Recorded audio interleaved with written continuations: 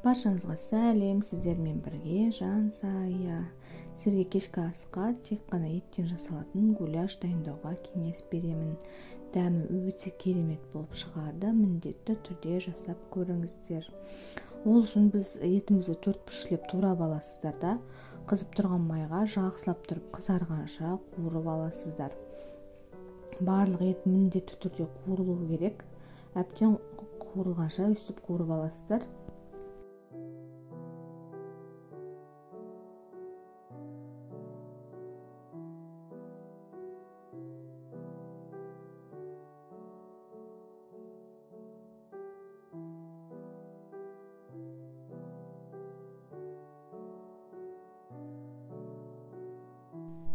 Кейін қуырылған етке біз ұсақтап туралған пиязымызды салып, тағы да жақсылап оны да жұмсарғанша қуырып аламыз, араластыра отырып.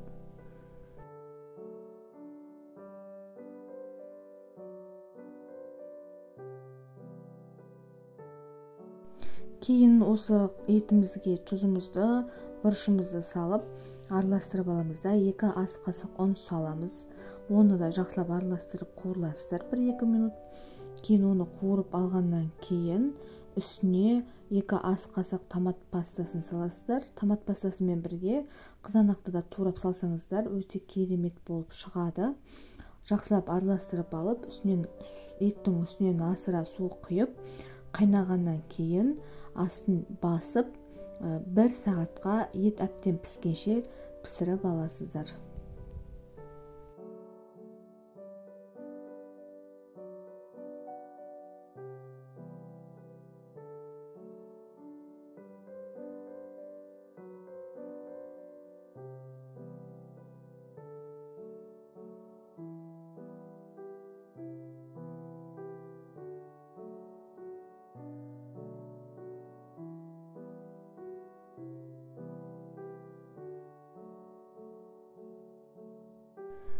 Піскен гуляшымызды кез келген гарнирмен беруге болады. Пюремен, күрішпен өте жақсы шығады. Міндетті түрде жасап көріңіздер, ас болсын.